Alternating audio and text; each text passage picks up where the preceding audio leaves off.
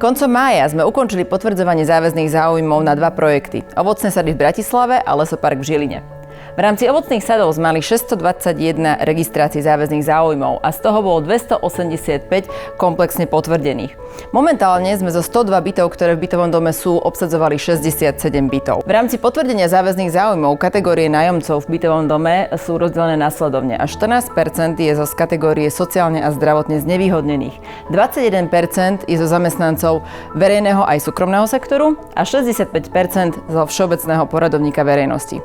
V rámci ovocných sadov si zmluvní zamestnávateľia rezervovali 38 bytov pre ministerstvo vnútra, 6 bytov pre Národný bezpečnostný úrad, 1 byt máme pre kanceláriu Národnej rady a zo súkromného sektora sú 3 byty pre MB Cleaning Services a IKEA. V projekte Lesopark v Žiline máme 121 bytov.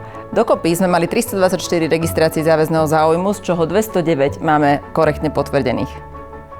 V rámci projektu Lesopark v Žiline máme kategórie nájomcov z potvrdených záväzných záujmov rozdelené na 12% sociálne a zdravotne znevýhodnených, 16% sú preferovaní zamestnanci zo súkromného a z verejného sektoru a 72% je všeobecný poradovník verejnosti.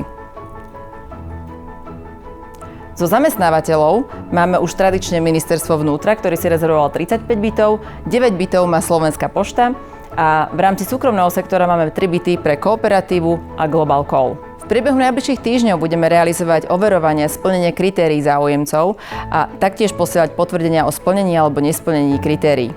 Následne vás vyzve prenajímateľ na obhliadku a podpísanie nájomnej zmluvy. Tých, ktorí uspeli.